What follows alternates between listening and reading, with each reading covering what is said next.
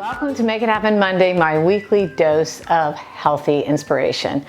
Recently on a Make It Happen Monday, I talked about the DII, Dietary Inflammatory Index, and the most potent anti-inflammatory foods according to the DII.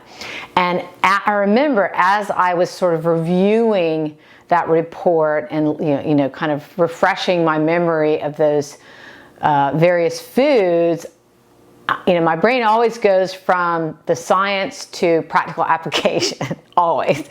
And that means from science to, when it comes to nutrition, from science to the kitchen. And how can I take advantage of that in a real, delicious, easy way. And so I'm looking at the list of foods that have the second most powerful anti-inflammatory component known, which that component is flavones, a category of anti-inflammatory antioxidant phytochemicals. And I'm looking at the list of foods that have the highest concentration of flavones, and I'm like, oh my gosh, they would make an incredible salad. They just lend themselves beautifully to that. In fact, dang it, I meant to mention that. Remember the Make It Happen Monday where I talked about variety? I was supposed to mention that two dishes I love incorporating and recommending to people incorporate are more soups and more salads, because both of those dishes allow us to bring in such a variety of plant-based foods. They accommodate lots of plant-based foods. And that is another thing we're talking about here today. So, apples, celery, parsley, bell peppers are the top foods for anti-inflammatory power when it comes to the flavones.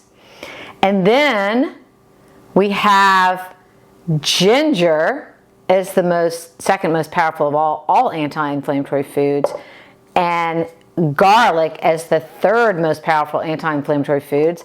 And I'm going to put all of them together in one dish. I'm going to dice, and so I'm going to tell you how to do it. And then you're going to see the final product in a minute.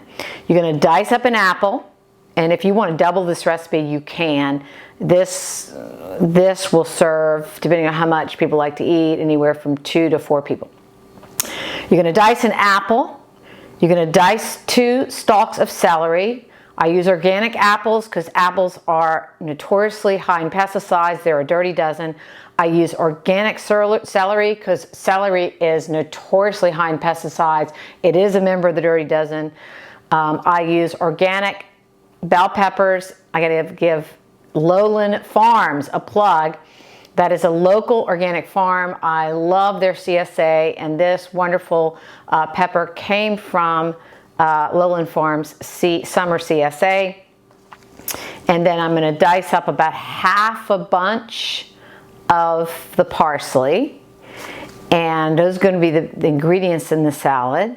So it's going to be kind of like a chopped salad, a no lettuce salad. You don't have to always put lettuce in salads.